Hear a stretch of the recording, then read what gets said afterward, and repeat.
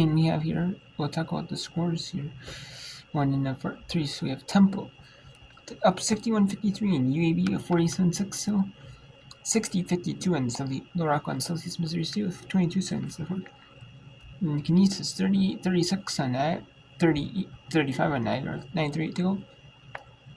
And took one longer after ejection. And we have 23-19, number 11 TCU leading BYU, and that Eastern, number 18 Virginia, 19-3 Big 12 play took on number 25 Baylor, 25-10 in Big 12 conference play.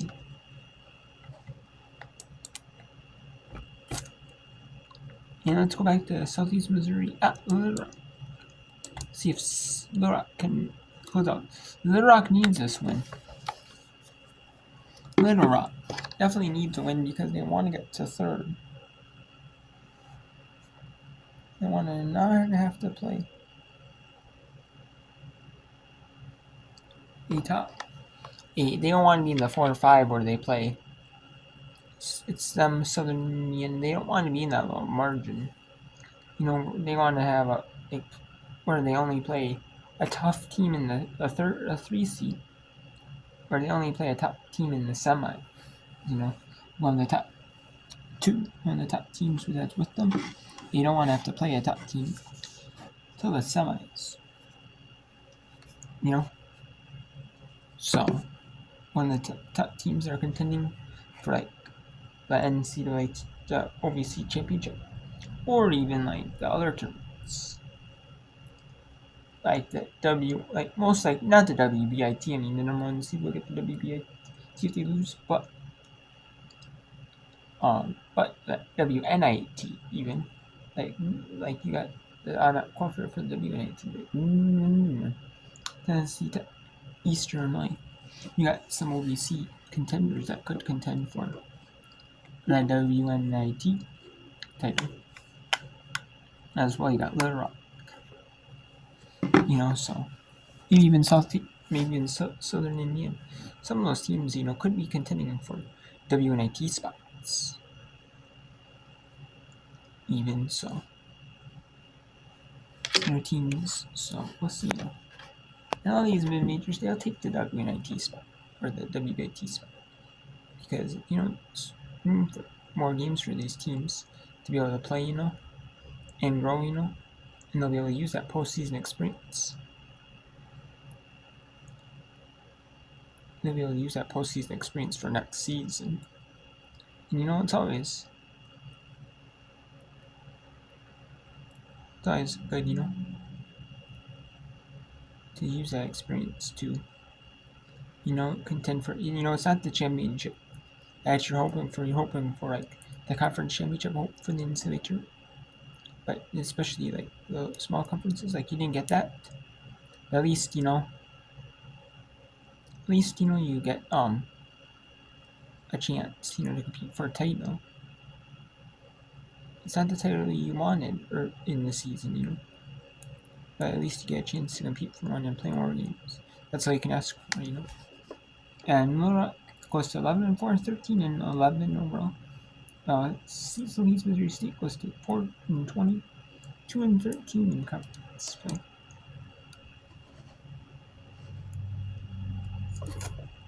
And there's a lot of reviews at UAB at too.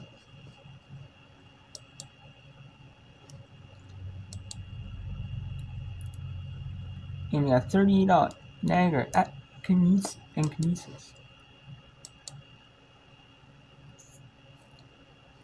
And we have BYU at TCU. 8-11 in the second quarter. TCU takes the time as BYU has scored only 2 points. In the second, Emma Calvert, the 7th, and Connor with 8 points for TCU. Connor, 8 for TCU. On the first quarter.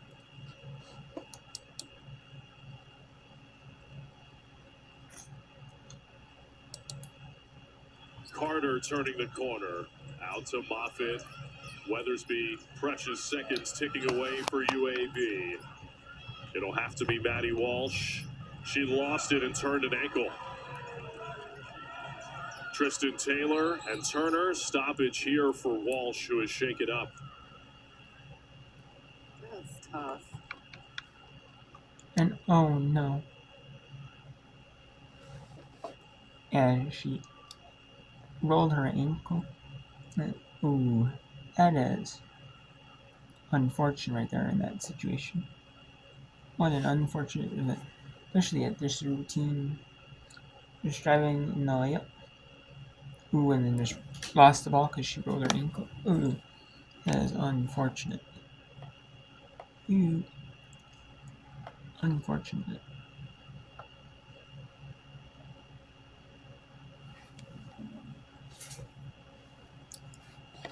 But you still got a game to play, you know? I mean, you don't want to see that happen for either side. But unfortunately, that's the way it happened. And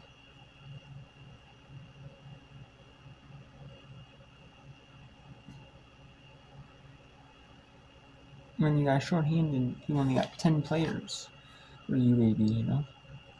Have a little bit shorthanded. Or even the pros, you know, you got 12 players. So I've been in college, you know, they have more than 12. You know, sometimes you have them down to 10 already.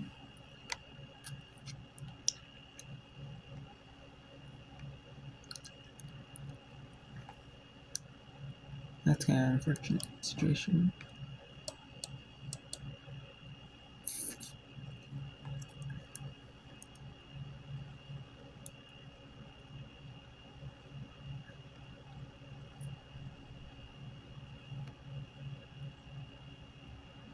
Niagara is leading Kinesis 40-36.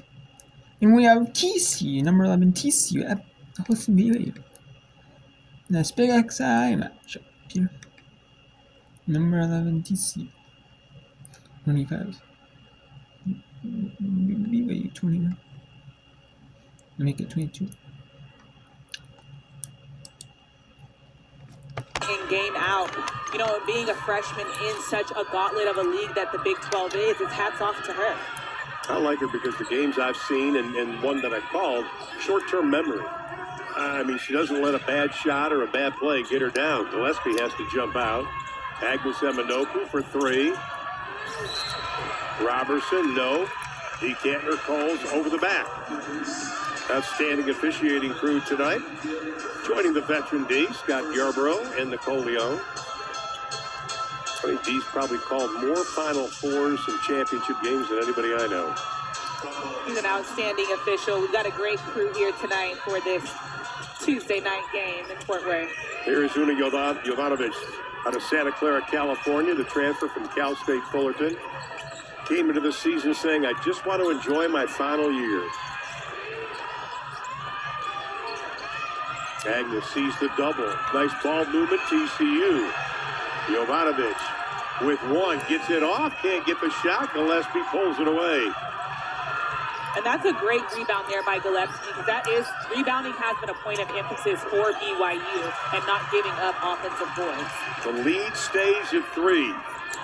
Donovan Hunter ran the point at Oregon State last year. Was the first freshman to start at point guard for them since Sidney Weiss did it back in 2013-2014. There's the double on Jovanovic. Hunter working on Gibb, the floater, and gets the bounce. Hunter getting her head downhill and attacking the basket. In the post-game conference, she said that in the second half of the season, she's trying to get her feet in the paint more and make better decisions. And you see that right there. Whiting with the floater. The lead is at 5. Now I'll go back to UAB at 10. Or that game is over. Dan Richardson and the Temple Owls get a 63-53. We have the media here at Niagara and Kinesis. Nope, we have a dead ball team rebound here. And for Niagara, and that is Niagara has 2 timeouts. Kinesis has 2 timeouts. 40-38 Niagara with the lead here. Just about the 6-minute mark here.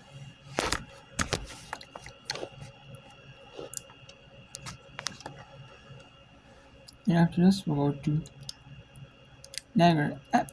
We'll finish up Niagara Kinesis. And later we'll bring in when West Virginia Baylor starts in a few minutes here. I'm bringing that one in as well. Jordan Williams. Rutledge against Gales. Rutledge, nice pass to Williams and lays it up and in. Again, they're running that ISO, and then it came over with the double, and no one rotated down to take away that easy layup. Koppel against Kalibo.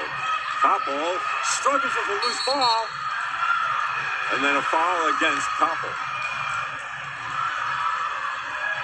That'll be 14 fouls on Canisius here with 5:32 remaining. So you got to help, right? You got to recognize right here, that's their best probably on the ball defender, right? And now right there, once you start going backwards, that's my sign to get after the ball, talking about the defender. Jayla Johnson got about 10 seconds rest. Oh, you got to do that, absolutely. Williams looks to go. Gives it up to Rutledge, who walks. Even then, it seemed like they hesitated to call. It was a clear walk there. And then Canisius, regardless, the refs are part of the game. You've got to get focused. And it's difficult to do in this environment, but you have to. Franco Wittenberg back on the floor. Ray Pineda checks out. Inbound goes to Wittenberg. Griffs need a clean handle and into the half-court offense here. They really need a basket here. You're absolutely right. Wittenberg, a lot of dribbling right now. Niagara comes out with a double team. Wittenberg tries to drive away from it. Finds Gales. Gales the kick to Johnson. Steps, fires, misses. Gales can't grab the rebound. Williams comes up with it. Jordan Williams has been really good for Niagara in the second half. And again, the three-point shooting, those shots are way off there. The legs are shot. Kalibo pulls up. The shot, no good. Gales can't control the rebound. And it'll be Niagara basketball. Well, I said you got to sustain your hit now to take the whistle, and you got to call over the back there. You can't just make an easy hit. You got to make it really sustained. See what they run here with the camera here. Oh man, wide open, and probably was fouled was Lori Porter. Here comes Johnson. Ahead to Koppel. Fires quickly. Nothing but net. Mary Koppel. 12 points for the sophomore. No hesitation. Beautiful. I think Canisius got away with a foul there on a pick, but it doesn't matter. This is just going to come down to just some sort of crazy play. Porter steps into a three. That's going to be short, and Gales gets the rebound.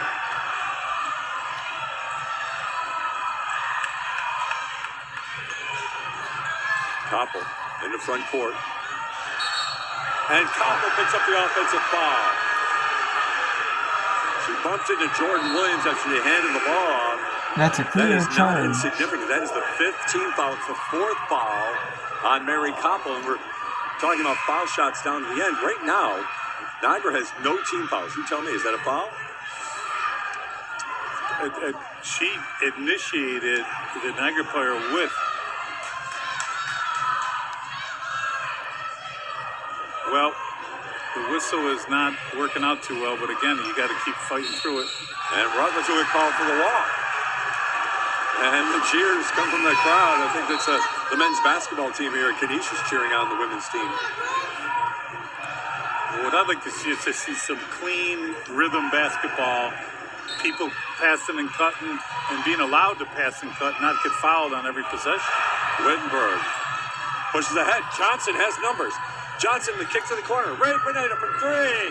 Rattles out. Chakor with the offensive rebound. Back to Ray Pineda. Wittenberg to Johnson. Johnson slashes, gets inside. Count the basket. Jayla Johnson will go to the line. A chance for a three-point play. That was some of the best ball movement. The ball went from the whole left side to the right side, and then that made the weak side defense non-existent. You'll see it right here. So right here, Gales does a nice job of clearing out, going high post. That's really smart there, and that help was definitely late. And good one of my notes was expect contact at the rim, and Johnson did. What was she, 10 for 10 up there the last time they played foul shooting? Perfect tonight. She has 15 points, and Canisius back in the lead.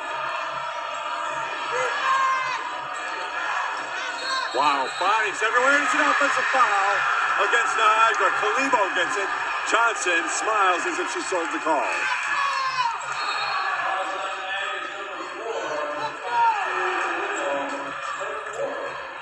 That's 4 fouls on Kalibo. Well, you know what? The other official right in front of him didn't even think about calling it. Yeah, almost. Well, I won't get into my referee's analysis until after the game. I don't think anybody needs my suspicions. Well, this is Niagara's type of game. They want to get into your head a little bit and be physical, and they're certainly doing that here. Wow, that's a foul. Kalibo just fouled out of the game. Kalibo just fouled out of the game with 3:31. Jada Pierce doesn't like it, but what a huge turn of events. 2 fouls in a matter of seconds on Kalibo. I will say this: that's an open court. That's a foul. I think the officials are saying, we got to be tighter. Jada didn't like it, and I've been there, done that. That call has been allowed to go on. Yes, it has. Many times. There has not already. been a level of consistency. I agree, but an open court, Got to call it. impeding their progress, advantage, disadvantage is the big buzzwords for that. So Sophia to Kalibo goes to the bench with 4 points and 5 personal fouls. So 2 Niagara players out of the game now. 1 for Canisius. Wittenberg, a lot of dribble. Wittenberg gets double teamed. Ahead to Gales. Her pass deflected. Jabril goes to the floor. And a foul will go against Canisius. Boy, there was a layup there, but the good quick hands by Niagara there really prevented a layup here. And then a lot of activity on the floor here. We'll see. So let's see what Jabril does. Yeah, I am curious about that. So right there's the good hands. It almost looked like Porter pushed Jabril into Williams, who took the brunt of that. Yes. Wow. Well, that's going to go on. So a foul is called against Jabril.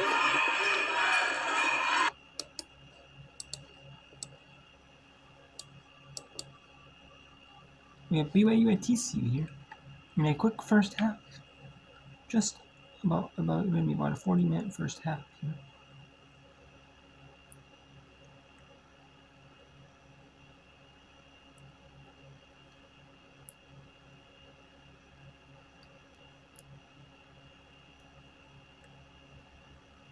Oden, I'll make that dial into the front court, being checked by Clay. And this is just, Is that strong? Hands it off. you can't do that, obviously. You got to allow the player to get through that screen. That's an easy call to make, for Tough sure. night for Amelia Strong. Her minutes limited with foul trouble tonight.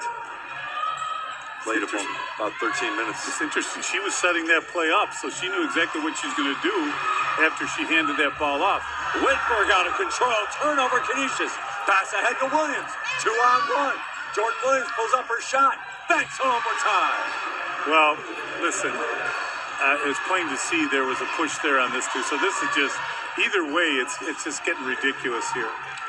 Yeah, feels like Wednesday night at the Y. Yeah, it's not good. Jayla Johnson. Dial. Trying to heat her up. Double team comes on. Nobody gets open. Gales has it. Ray Pineda wide open from 3. Now elects to go. May have traveled. Her pass to Gales. Gales can't get it to go home. Rebound tapped around, out of bounds. And it'll be Canisius basketball. One of the big stories, besides some of the other nonsense going on here, is missing at the rim. That's been a key. That has nothing to do with officiating. Canisius is really not finishing tonight very well at the rim. Johnson inbound to Gales. We'll give it back to Johnson. She backs off. Give her some room. Let's see what she can do with it. Johnson has the double team. The ball is kicked into the back court.